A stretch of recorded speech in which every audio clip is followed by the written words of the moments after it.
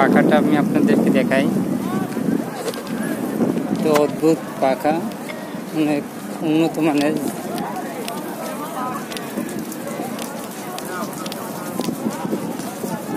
পাখাটা এখান থেকে সম্ভবত ভাঙে গেছে। বিশাল পাখা, দুটো পাখা, টোটাল 4টা পাখা, একটার ভিতরে 2টা করে পাখা।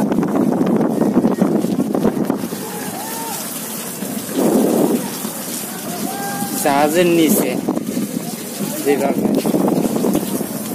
পুরো জাহাজের নিচে। আমি এখন আছি বর্তমানে জাহাজের নিচে।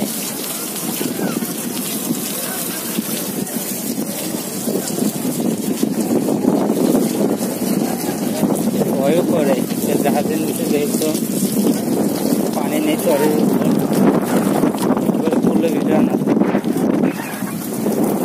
বিশাল একটা ফেরি, ফেরিটার পাখাটা অনেক সুন্দর লাগে।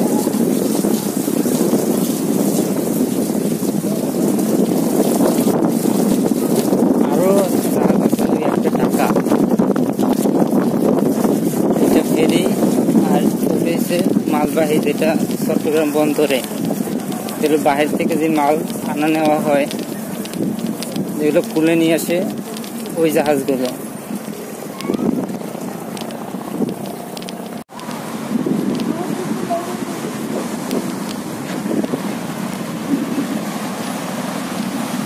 আপনারা দেখতে পাচ্ছেন যে লঙ্করটা গাড়া হয়েছে, এটা নামানো সেটা ওই উপর থেকে একেবারে পানির ভিতরে